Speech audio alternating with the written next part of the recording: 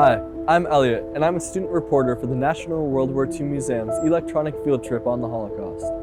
Today we're at the site of the former Warsaw Ghetto in Poland. We are going to look at the case of another ghetto that was established in Vilna, once part of Poland but today Vilnius, Lithuania. The Soviets took Vilna from Poland in the fall of 1939, transferred it to Lithuania, and then annexed it in all of Lithuania the next summer. The Germans occupied the city starting on June 24, 1941. At the time, the population of the city was 200,000, including over 55,000 Jews. Additionally, approximately 15,000 Jewish refugees from German-occupied Poland found refuge in the city. With an amazing Jewish cultural heritage, the city was regarded as the Jerusalem of Lithuania. Just 3 months later, the Germans set up 2 distinct ghettos in Vilna.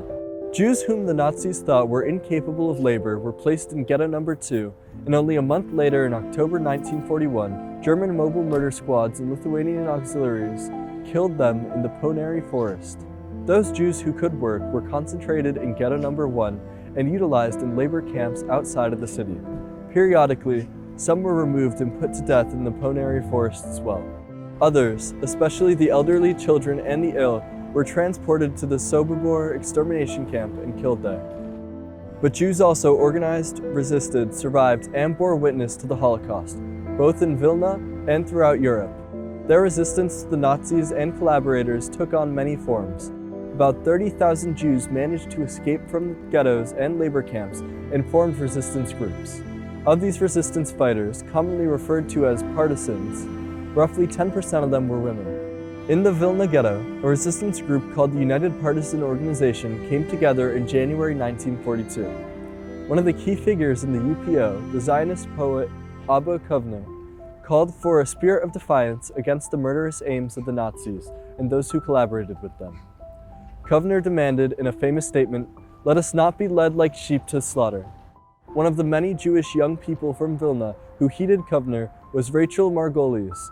In the spring of 1942, she made a momentous decision to voluntarily enter the Vilna Ghetto and join the UPO when she was 21 years old. Rachel recalls that the UPO, quote-unquote, solemnly admitted me and had me swear an oath of fealty. Our mission was to acquire weapons with the aim of provoking an uprising in the ghetto. If we perished, it would be with honor, having proved to humanity that we were not sheep going meekly to the altar. The UPO prepared themselves for a revolt against the Germans and tried to persuade Jews in the ghetto that they must fight, as resistance was a daunting decision to make in these circumstances. And understandably, many Jews in the ghetto just concentrated on staying alive. In September 1943, the Nazis began the final liquidation of the Vilna Ghetto. Unable to win over enough people to launch an uprising, Kovner, Margolis, and some 200 other partisans of the UPO fled to nearby forests. Eventually, they joined with Soviet resistance fighters, forming distinct Jewish battalions, and participated in the liberation of Vilna by the Red Army in July 1944. Would you join the resistance if you were in their position?